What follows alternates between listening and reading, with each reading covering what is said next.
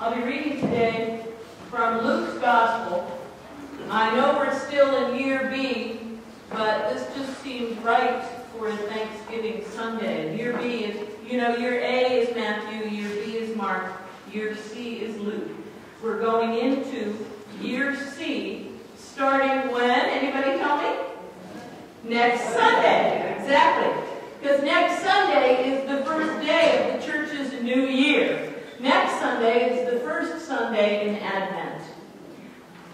Anyway, preaching from Luke's Gospel, I am going to take a section out of Luke's Sermon on the Mount. Only in Luke it's not the Sermon on the Mount, it's the Sermon on the Plain.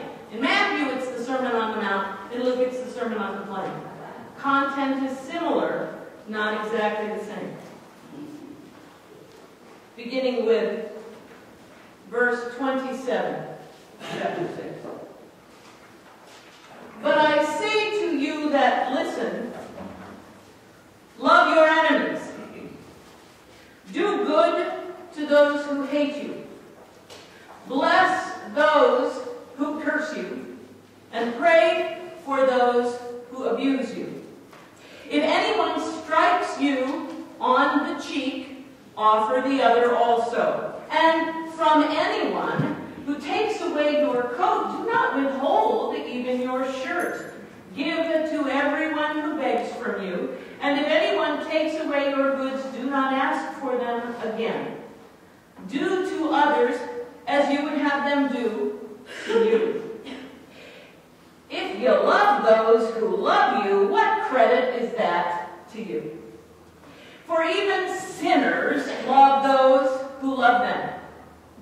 If you do good to those who do good to you, what credit is that to you?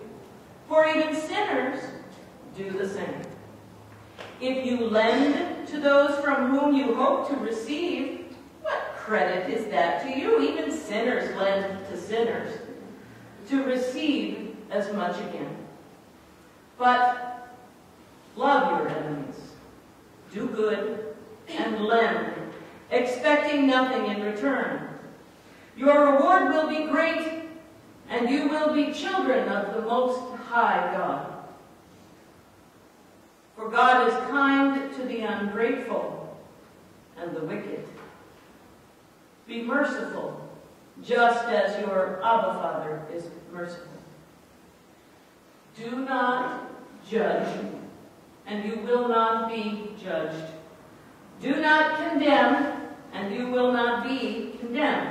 Forgive, and you will be forgiven. Give, and it will be given to you. A good measure, pressed down, shaken together, running over, will be put into your lap.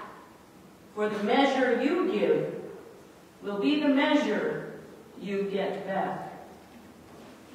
Thus ends the reading of the word. The setting for this particular Sermon on the Plain, Jesus, like Moses, has been up on a mountain praying, commiserating with God, and Jesus has selected the new disciples, the 12 disciples. And Jesus comes down off of the mountain and is confronted by a multitude of disciples, says the text. And this is verses 17 and 18 of chapter 6.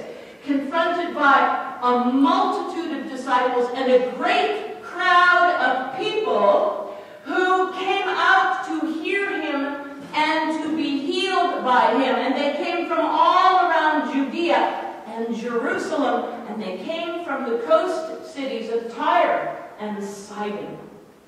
This is a crowd of people made up of, well, everybody from every walk of life. Not only that, it's made up of Jews and Gentiles. It's probably made up of highborn and lowborn, rich and poor. It's made up of religious authorities and tax collectors. It's made up of a mix of people. And what's interesting about what Luke says in the text, this is in verse 17, 18. They had come to hear him and to be healed of their diseases. And those who were troubled with unclean spirits were cured, and all in the crowd were trying to touch him. Listen to this. All in the crowd were trying to touch him, for power came from him and healed all of them. Now, can you imagine this poor man trying to preach a sermon, and all of these people pawing at him, trying to touch him? He's as if he's this lightning rod of God's power. And, kind of like what people try to do to Elvis. So, I wonder how many of the people who are gathered around trying to touch him, trying to get a piece of him, how many of them are listening to what he is saying? It might not do then with this kind of a crowd, with this kind of a commotion, with this kind of chaos. It might not do just to say one phrase. So instead, Luke's Jesus doesn't say one phrase, he says the same thing 9 different ways. The first phrase, love your enemies. Now, imagine in this crowd that there are people elbowing one another who might very well look upon each other as enemies. We've got Gentiles and Jews, we have rich and poor, we have religious authorities and sinners, tax collectors, we have all sorts of people in the crowd who perceive one another not as Christians, not as disciples of the Christ, but more perhaps as people with whom they contend, enemies. Love your enemies, he says. Do good to those who hate you. Now, listen. We are a people who understand hate for hate, curse for curse, bad for bad. We understand reciprocity. You do it to me, I'm going to do it to you. Now, I'm not saying that that's how we all are. The key to this particular passage of Scripture is that there's a very different expectation of those who will call themselves disciples of the Christ.